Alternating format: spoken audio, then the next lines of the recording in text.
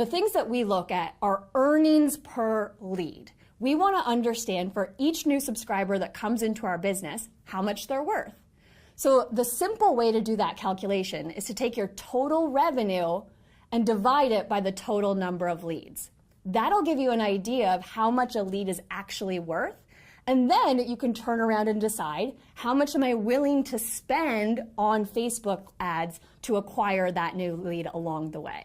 So the second challenge that people have when it comes to running Facebook ads, especially when they're new, is that they create Facebook ads that are so random. I mean, I know you know what I'm talking about. You're scrolling through your Facebook newsfeed, and all of a sudden you see this ad for a webinar, and you think, I have never even heard of this person before in my entire life.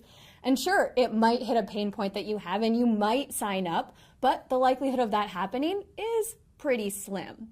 So when you're thinking about creating Facebook ads, I want you to zoom out and really focus on creating a strategy to move through the 3 phases of connect, branding, commit, lead generation, and close, sales retargeting. So I really want you to think, how can I create a sequence of ads that moves people through those phases? It takes cold audiences and it warms them up and it gets them in the right mindset to buy.